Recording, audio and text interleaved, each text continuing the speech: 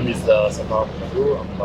I'm an analyst at Morocco World News and the host of Digital flagship initiative launched by Morocco World News, where we call different experts from different events, from different sectors, from agriculture, education, culture, design, mode, today healthcare, to come talk about the digital revolution, the digital, let's say, digitalization of our society, particularly in the African context. And for today's discussion, I'm receiving Hajar Moujtahid, who is the co-founder of healthcare education. And we are today at GITEX in Marrakesh, with, let's say, the biggest tech event on the continent, where different stakeholders, different experts, different tech giants from Europe, from Africa, from all over the places come, talk, share, network, explore different things, on particularly the African technological landscape. And for our talk today with dear Hajar, we'll be discussing about the women in tech in Africa leading the way. And for that, I will ask our guest to introduce herself and take us through her journey as an entrepreneur, as a co-founder of healthcare education. So first of all, thank you for accepting our invitation, dear Hajar. Thank you for having me. Can you please tell us more about yourself? So my name is Hajar, and I'm a medical doctor by background and co-founder of Healthcare Education, and I do also some healthcare strategy consulting. So I'm not your conventional doctor, but to put you dive into my journey, it all started when I was a medical student, just having regular courses, and then we pinpointed with some colleagues a problem regarding the training of medical doctors, as it is because the medical schools prepare doctors to be great technicians, but not the best communicators, not the best regarding empathy and how to educate their patients and how to establish a healthy relationship with these with their patients. So we came up with healthcare education, which first started as training for medical students to teach them what they don't get to be taught during their courses and their curriculum. It started this way, and then we've been pivoting a lot. We've been trying and implementing, and we'll be talking about it when talking about entrepreneurship, that it's about a lot of test trying and then learning from experiences. So we came up with a concept that not only provides training to medical students and doctors, but also we do some educational trainings for patients, and we do some therapeutic education, and we do also connect a lot with the decision makers and stakeholders. So it's about creating an ecosystem about healthcare that gathers patients, doctors, students, healthcare providers and workers, and the decision makers to provide a better world for these patients. So it's all about bringing people together, somehow, in order to have a collective solutions. That being said, coming directly to our today's discussions, which is more about the women in tech, particularly in Africa. In recent years, we've seen throughout the continent some of the prominent achievement of some women in the tech field. Might be deep tech, might be artificial intelligence, Internet of Things, machine learning, and different aspects. But till now, these, let's say, achievements remain, let's say, at a very monolithic way. So how can we ensure that these achievements happen to be, let's say, a systemic change toward empowering women into the field of tech? I think that's one of the biggest challenges of this century is how to make these solutions, whether technology solutions or just entrepreneurial solutions, but more specifically tech solutions, more systemic and more accessible to all the communities, because there are many like very interesting initiatives in the tech industry, but we can address that they are very isolated initiatives and not it's like a echo chamber success and doesn't get is not very accessible to everyone. And I think one of the main reasons is that. It's not. We still don't have like policies that foster this kind of innovation. We do have a political will, and we can see with the GITEX, with the many events, whether in Africa and the whole world, but especially Africa taking the lead, like leading the way in this. But I think that we need more policy development in this particular pathways. We need more advocacy, and we need to create an ecosystem, as you said. We need to create a collective intelligence that gathers everyone, like decision makers, stakeholders, beneficiaries, entrepreneurs, academia, everyone that can bring something to the table to bring up some new rules and regulations and policies that foster innovation and not be like echo chamber. If I can. So to not stay essentially on that monolithic approach, but instead going with an ecosystem. And coming now, because sometimes creating an ecosystem requires, especially when it comes to startup or entrepreneurial fields, require, let's say, investment, require money. And yet we've seen recent years that the African tech has increased in terms of fund raising. Not only I'm talking about startup, I'm talking about entrepreneurs in the field of tech. But despite all these improvements, generally speaking, when we take the particular case of women in tech, we notice that the tech-driven company or startup led by women remain, let's say, insufficient compared to the other side. What, from your perspective, what targeted initiatives that can bridge this gap and unlock the full potential of women in the tech entrepreneurship? And might be from your experience and other. I get it, especially if I want to talk about like the medical field and healthcare, it's a very feminized industry because we have like more than 70% of doctors are female. Yet when you go to the health tech industry, you find less than 15% are women, which you can see some contradiction because if the industry is very female oriented, why do we have only male that are coming up with solutions? And we need to foster more and promote more women, encourage more women to go to the tech industry, to entrepreneurship. But particularly jumping on that point, like you made a very interesting comparison when it comes to just the healthcare, let's say, industry, and at the same time the health tech industry. We can see the gap, we can see the change when we just introduce the tech. For you, what justifies this difference from healthcare to health tech? Like, is it that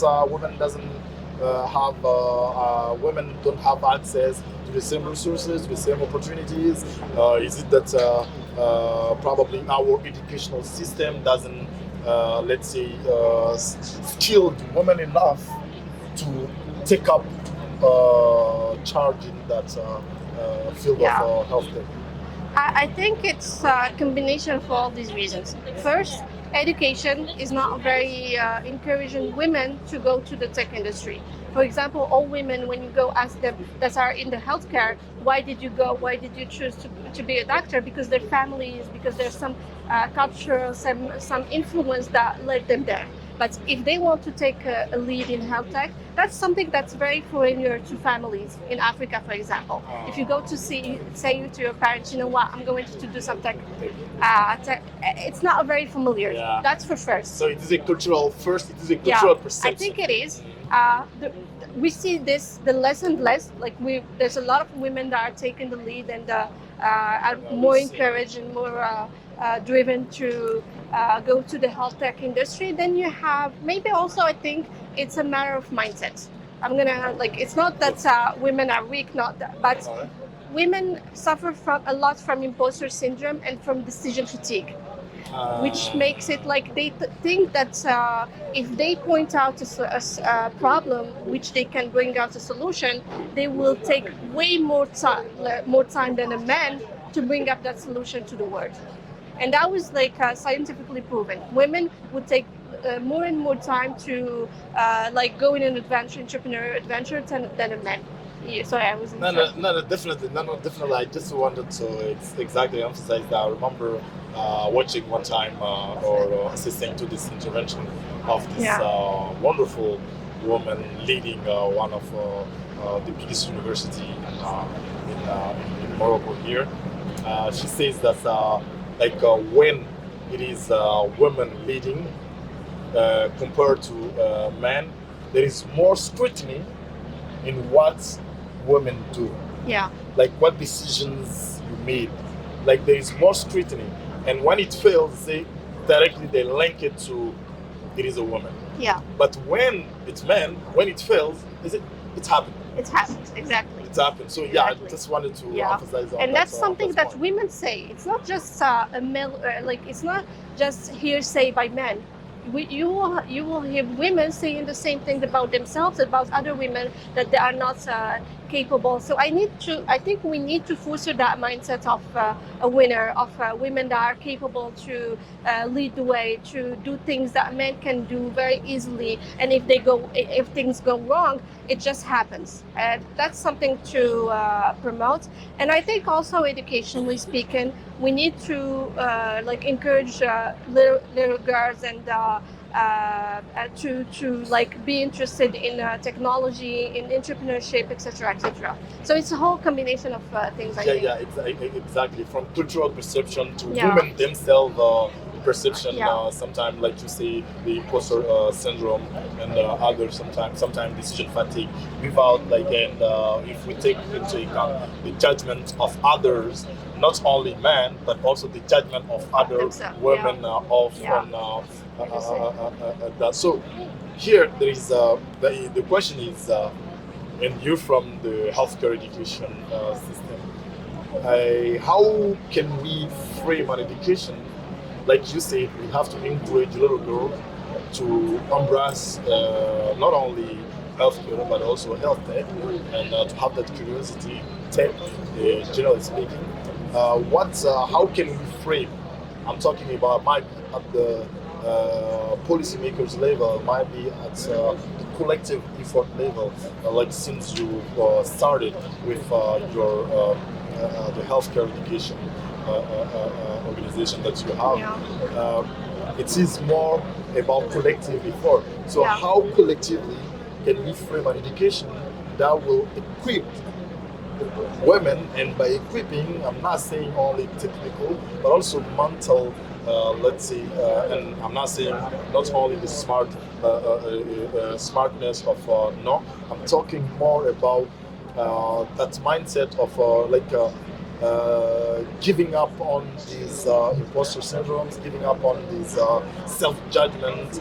How can we equip the educational framework from different perspectives to really empower little girls, women to embrace this tech process? I think, like you said, it's very collective effort, and it will gather. We need to adopt in advance a consistent message, which means that within companies and startups, promote educational training for women about entrepreneurships. And there are a lot, but I think what we still lack is that you will find a lot of programs, a lot of training about entrepreneurship, about why you need to take the adventure and have your own startup and stuff. But we see very where there's a scarcity when it comes to women-led startups. Like if okay, let's promote programs and training that will foster innovation and technology and entrepreneurship. But I need to see women that do that. You see, and which is more like not a bit contradictory. Sorry, is that you go to some programs that foster innovation for women, and you will find a man who's doing the program, who's leading the program, who's teaching. So we need to have a consistent message that is in harmony between all stakeholders and all everyone that's taking part in the ecosystem. Okay, having some programs that encourage women to take the lead, that's perfect. But let's have some role models that are women. Let's have a more representative demography of these women. Because even when it comes to women, you will only see one category of women who are capable of succeeding. We need to see all backgrounds, all profiles of women that are capable to lead the way, and they exist. Particularly in that case, for you, what explains that this gap, even inside of, let's say, even in that within the categories, within let's say, women leading tech in general, like you say, like you mentioned, sometimes when we're talking about women in tech, if you emphasize on it, sometimes it is just one category, certain categories of women. So what explains this from your perspective? But I think there's a matter of unfair advantages, which so if you come from a background that is very entrepreneurial friendly, with some kind of education, with some kind of ecosystem, you'll be more likely to develop a startup than others. When you find but in some other African countries, and I've seen some examples, that women that have no education, no background, and still pointed a problem and addressed that problem and brought a solution to that. But these women need to be showcased more, need to take the stage, need to be in the arena. It's like talk the walk, because I don't say that women don't talk a lot, but there's a small proportion of women that talk, and then there's a lot that hide between their success. And you need to talk more to encourage little girls and their communities to do the same. Because if I don't see you, how can I do like you? How can I aspire to be if I don't know that you exist? Exactly. So you're emphasizing on the importance of having a success story being told, not only being told but also being known by the general public, by little girls. Like you say, if she did it, it is doable, so I can do it. That's the point. If I don't know that she did it, how can I sometimes have the boldness to start even to jump on the equation to start with?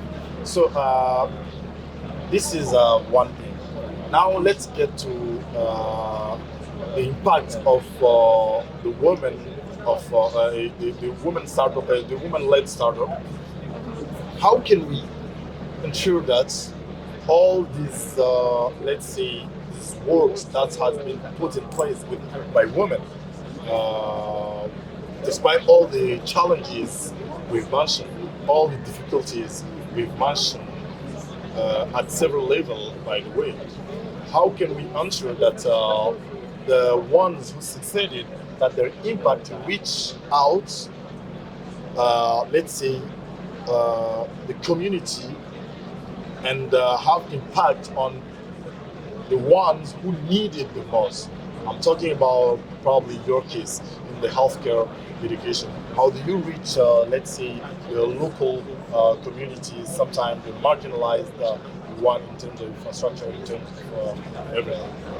Well, that's a responsibility that I think everyone that decides to go to the arena and lead their own solutions, lead their own startups, to give back to the society and adopt the community thinking.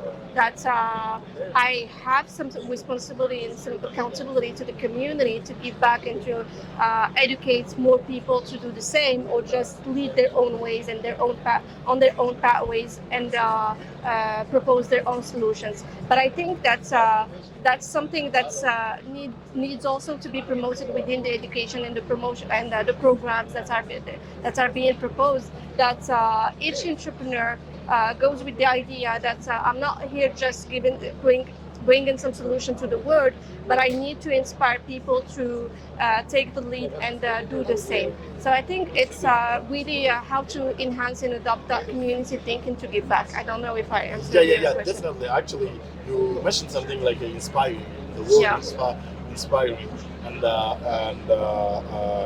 in the women-led tech, what is also, and I think we touch it a bit, the question of mentorship and access to role models to inspire not only little girls but even men to have impact on the community. How can we create, let's say, stronger networks and mentorship program to bridge the gap between women-led and men-led startup and entrepreneurs? Well, you know what? I think we have a great opportunity today with social media to reach out to people and to create bigger impacts and like scale up very easily. So I think we don't have this problem today to reach out to people. We just need to structure it more. Like mentorship needs to be structured, and we need to address this kind of community given and reaching out to people in a way that is more structured. Like it's not something to do just for fun. Mechanically, we need to create frameworks that promote this kind of mentorship and this kind of advocacy to reach out to more people. Definitely. But from your experience, have you come across such program you've seen, and if yes, how has been implemented, and how and what is also important when it comes to network? A network isn't a one-day thing. It needs to be sustainable.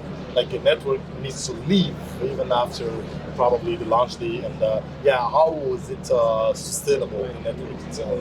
Well, I have myself participated in so many programs, whether it's women-oriented or women-focused or just entrepreneurial focused. And I have been I feel grateful that I've learned so much from people that I didn't know first. Like they were just complete strangers, complete foreigners, to which I reached out, and you get to know from at first, maybe second, and if you are consistent in your asking, you get your answers. So I think that there are today many programs that we can benefit from, but women, like little girls, students, anyone that's interested to lead the way and to take the adventure in entrepreneurship needs to be a bit more proactive.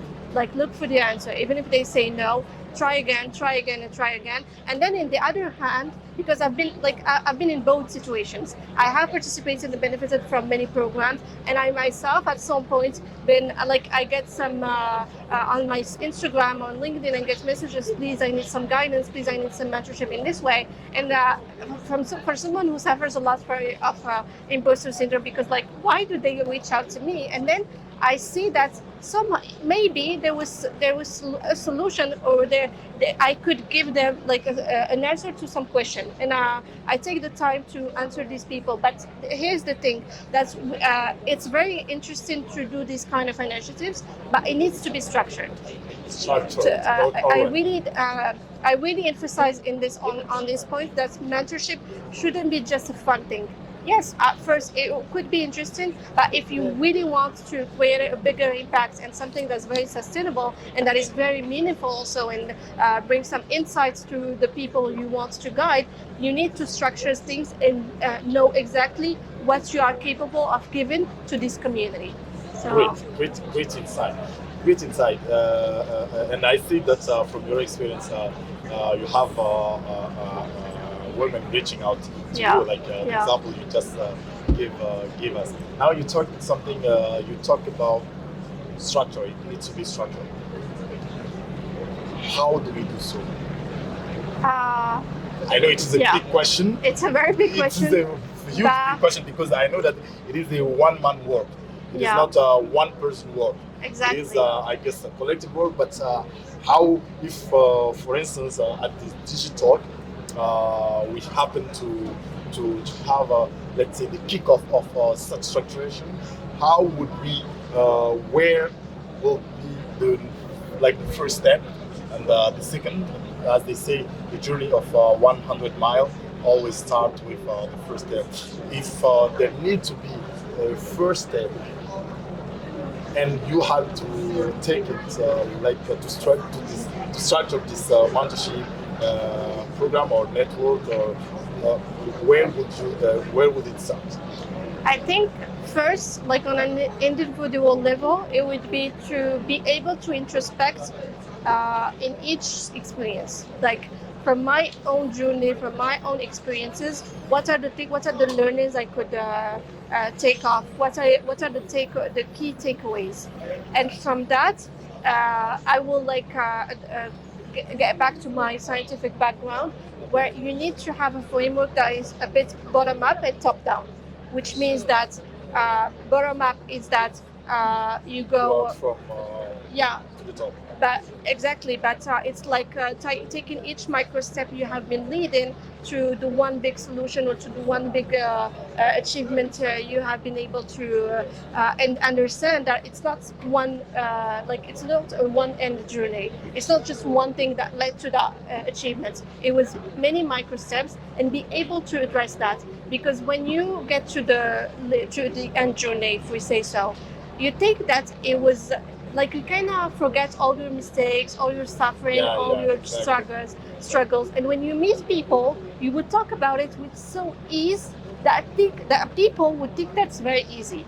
Exactly. That's why it needs to be. You need to like settle down and try to introspect and understand that it's like a combination of a lot of experiences that led that led to that one solution, so that people don't get lost and confused. Definitely. That for first, and then you should be able to not compare, but put your own journey into others' journeys, and understand that you can create some framework, like one in there. That's how we do, like for example, design thinking. It was a lot of experiments. It was a lot of introspection and research that made the people who implemented that framework understand that you need to do a lot of testing, that you need to go out and reach out to people and understand your clients' needs, or the people you want to address their needs. So the idea is that you need to go like bottom up and understand that a lot of mini experiments will lead to your solution, and then put that whole journey into others to understand that it's not just one case scenario. It's really something that could be generalized and standardized. Don't know if I get the idea. Very inspiring, actually. And, Okay. I love the this this bottom up approach just mentioned. And I think we're getting close to the end of our discussion that I personally really enjoy. But before concluding this, I will ask you, and I know that we have our biggest audience are young people. And I know among them you have aspiring ladies, aspiring girls to do like Hajar did, to do like some of the greatest names in the tech domain did. What will be your advice to these young girls aspiring one day to do good, to do better, and to have a positive impact in that tech field? I would say something that I would have told myself So like a few. You can watch our Okay, audience into okay. the eyes. Yeah. So I would tell you something that I would tell myself, or keep telling myself consistently: just take action, because like all the science, all the studies have just shown and proven that it's action that create motivation, that create passion. It's not. We've been told and confused about you need to find your passion, you need to find your motivation. You won't find it if you don't take action. Do something, take action, make your mistakes, learn, and go on. So take action, as she mentioned, and I think we'll close this discussion. That, as I say, I personally not only enjoy but also inspired by, and I want to thank thank particularly Hajar Moujtahid for not only accepting our invitation, but also having the kindness of sharing all these insights and inspire all of us, not only women, but also men. And to remind our audience, you're co-founder of Healthcare Education and you're based in Casablanca. And thank you very much for those who have been following us and watching and listening to this interesting discussion with our guest today, Hajar Moujtahid. Thank you very much. Thank you. Thank you for having me. I enjoyed this very well. Thank you very much. Merci.